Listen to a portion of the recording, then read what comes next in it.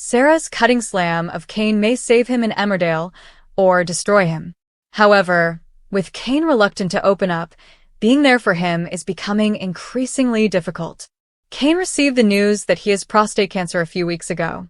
He currently feels as though he cannot tell wife Moira Dingle, Natalie J. Robb, as she's currently behind bars after being charged with double murder.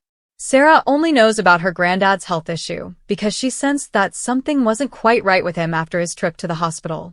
Cain's best friend Liam has provided him with information about his upcoming operation, of which he's been quietly grateful for, but actually speaking about how terrified he is has been something Cain cannot bring himself to do. Instead, he's distracted himself with the constant chaos up at the farm. Cain is running butlers and the garage right now and looking after Kyle and Isaac, Huey Quinn and Bobby Dunsmuir. Sarah knows Cain is dealing with a lot and spent today's episode trying to once again encourage him to accept her help.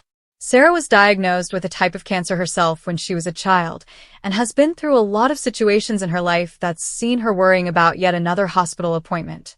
Sarah has learned that leaning on other people for support in the middle of an illness is hugely beneficial.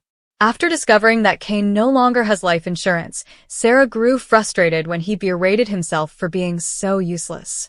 Believing he needed something completely different to think about, Sarah told Cain that they should steal some high-end cars. In Sarah's eyes, it was a perfect solution. The cars would give Cain money to keep the farm running, and the thrill of stealing the vehicles would provide him with a distraction. Everything Sarah has done for Cain since learning of his diagnosis has been out of a place of love and care.